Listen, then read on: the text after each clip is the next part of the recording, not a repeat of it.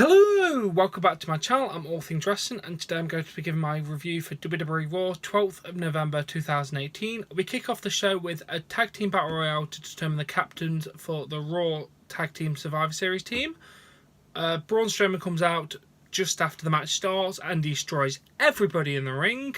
He then grabs a microphone and says, "This Raw is brought to you by the Monster Among Men." Sits down and says, "I'm done chasing Baron Corbin. I'm not leaving the ring until he gets these hands." Stephanie makes her way out and says, "Look, I understand you're upset, but you cannot hold it hostage. I want you to channel this rage into winning Survivor Series." And Braun's just like, "I don't care about you or Survivor Series or anything." And she said, "You better give a damn. All right, I'm a businesswoman. We can make a deal here. If you give me what I want, I'll give you what you want." And he's just like, "I want a Universal title match against Brock Lesnar." Done. "I want to pick the stipulation." Done. "I want Baron Corbin." Done. But you cannot lay hands on Baron Corbin until after Survivor Series to prove that you are Lord of Raw and a team player. He says, "Okay, but if you don't give me what I want, I'm going to go to the WWE headquarters and destroy everything." And she went, "Okay, I'm just here to motivate Raw." And then Ronda Rousey makes her way out.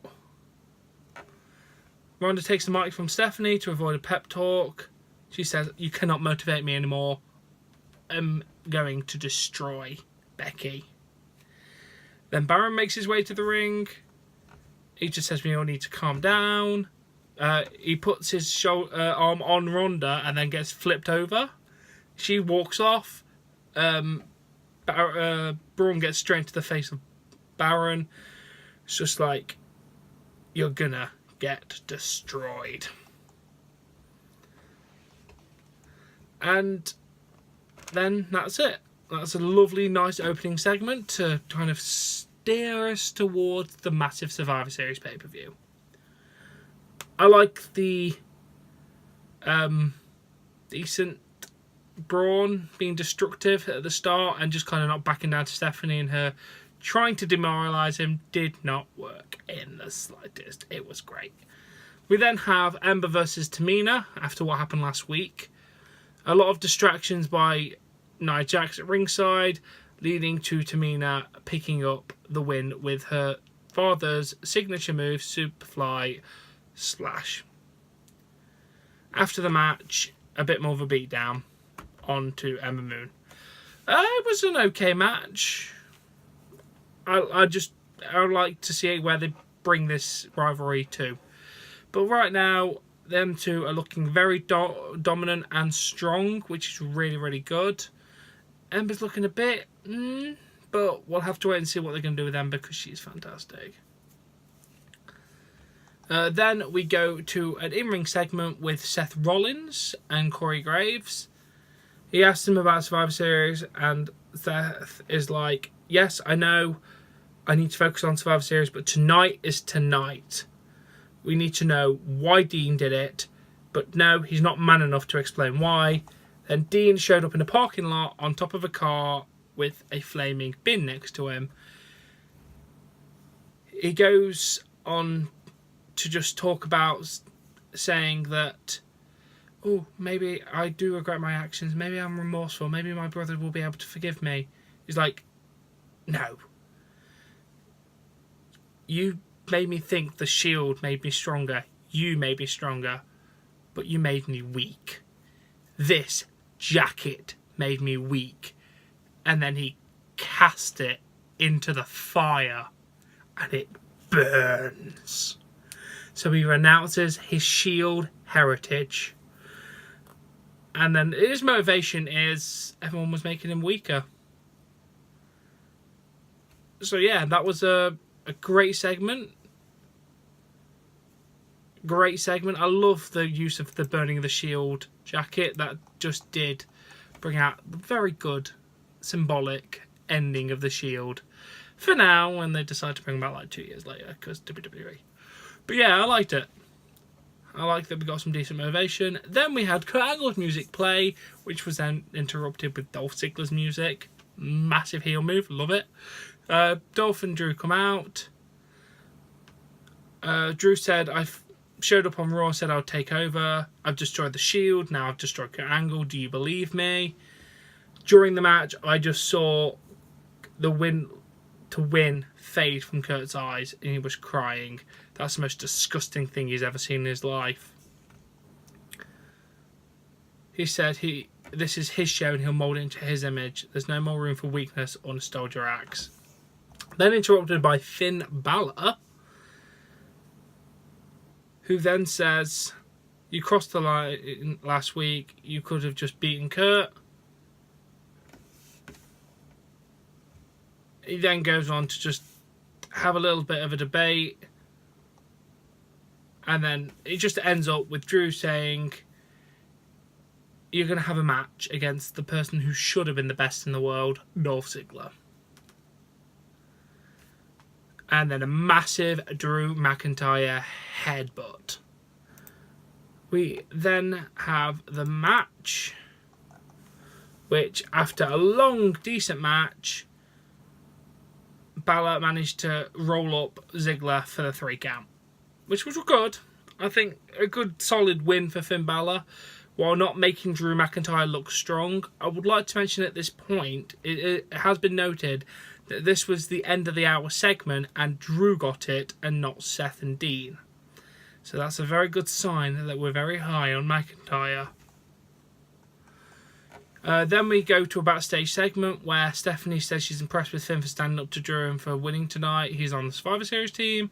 Drew comes in to confront him, and then Steph's just like, chill, everyone, just chill. Stephanie knows that Ziggler cannot wait to get his hands on Shane for what he did at the World Cup. She wants Drew to do to her brother and Shane to the rest of SmackDown what he did to Kurt Angle. Work as a team on Sunday, and then you can tear each other apart. Which is amazing. We then have a Ronda Rousey segment, and she's just doing the usual claim of, I fought for everything I got. Everyone has watched her bleed every inch of her progress. She did not pour her heart and soul into a fight to fight like a girl, so the leader of the women's revolution can say fight like a man. Okay, fair enough. I'm kind of getting bored of Ronda now. I'm not going to lie, I'm already getting bored of Ronda. Then Nia Jax and Tamina shows up to wish her luck. Then we have Ruby Riott doing a segment, very sad, saying, I may have crossed the line last week. This was a Jim, the future Hall of Famer, a powerhouse. He had an infectious laugh. He had so many happy memories, and she turned it all into nightmares. She humiliated Natalya in front of a worldwide audience, and she enjoyed every second of it. She said she did not take it too far. They had to claw together everything. They wanted Natalya to feel emotion and bawl like a baby. That is what they did. In the moment, it all makes sense. And then it clicked why Jim wore those sunglasses. It's because he was ashamed to look at his own daughter. He had to shade himself. We then had a match between Ruby and Natalya. Natalya attacked Ruby from behind. And then just a massive beatdown on Natalya. So yeah, that was not bad. We then have the Tag Team Battle Royale again to determine the Tag Team captains for Survivor Series. It ended up with Bobby Roode and Chad Gable winning the match, which is good because they're a decent team. So yeah, let's do this. We then go to Paul Heyman and Brock Lesnar's promo. They just talk about the Monster Among Men and saying that it's amazing how he managed to negotiate himself back into the title picture. It is the man who he got beat by the Beast. He was an almost unbeatable monster, but it took 5 F5s and a shot from Baron Corbin, which they never mentioned. They then go on to talk about AJ Styles, saying that he's going up to Suplex City. He will be the champion of all champions, and that is not a prediction. That is Jinder Mahal makes his way to the ring and does the Shanti thing, and then, as you would expect, Brock Lesnar destroys him, which is amazing. I loved it. And then he destroyed the Singh brothers as well, so absolutely fantastic. We then go to Lio Rush introducing Bobby Lashley, who does his pose, which is one of them's bent over trying to show his calf off, but he's showing his arse. Weird. Then Elias is on the stage, strums his guitar, and then calls Child Protective Services, claiming Bobby has kidnapped a child in the ring, and Elias said he can't be any more than 10 years old. That was brilliant. I love Elias. Bobby calls Elias a clown, says, "Why don't you walk here and say it to your face?" He plays the guitar a bit, then we have a massive match. This would determine who goes on to the Raw Survivor Series team. Lashley sends Elias to the floor. Lashley gets in the ring at 8. Lio Rush grabs Elias's foot, and then Bobby Lashley wins by count out. After the match, Elias sends Lashley into the ringside barrier, and then massively pushes Rush straight into Lashley, taking both of them out, which was good. He got a measure of retribution. Then Alexa Bliss makes her way to the ring. She's joined by Tamina, Nia, and Mickie James. She announces those three as her first 3 members of her team for Survivor Series. She then mentions that Natalya will be on the team. She then says it will be Sasha Banks, but then Bayley comes out. They have a match to determine who's going to be the 5th member. Sasha Banks applies a bank statement, and Mickie James, Tamina, and Nia Jax attacks both women, making it a no contest. Alexa then says Bayley didn't win the match, Sasha didn't win the match, so here's your 5th member, Ruby Riott. Amazing. I love how they teased that, making such a heel move, and then ended up being the person where Natalya is not going to get along with. So I feel like Natalya is probably not going to make it to Survivor Series. We'll have to wait and see. Then we cut to the back, and Becky Lynch has Ronda Rousey in the Disarmer, which is brilliant. Destroying Ronda, literally yanking the arm. Adam Pearce and the referee tell her to get out of here. She then makes her way down to the ring in a SmackDown t-shirt, with all 7 women in the ring that was just there. And then as she gets her way down to the ring, all the SmackDown women appear, destroying all the women in the ring. The Ronda Rousey music plays. Becky leaves the ring.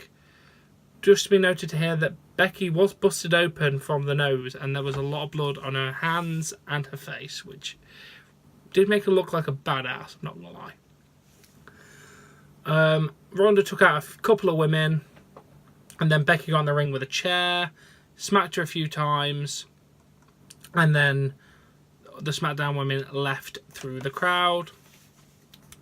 Ronda snarls. She just looked like a woman wanted to take a giant dump. Not gonna lie. Alexa watches from the stage. Obviously, she can't get involved in the physical stuff as she is still injured.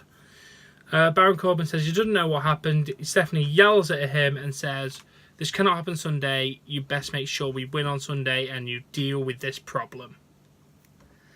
And that is how we ended Raw, which has now lost these last 10-15 minutes it's normally had for like the last 25 years. So it was only a 3-hour show instead of like a 3-hour and 10-minute show. So, nice.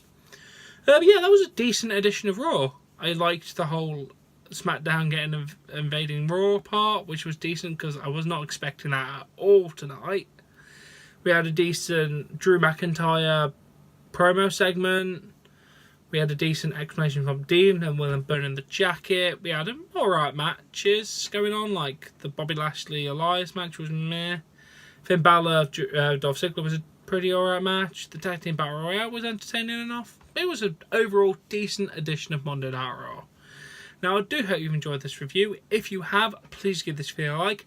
Please support me on Patreon. I'll link in the description below. Subscribe to see more content, and I'll catch you later. Bye.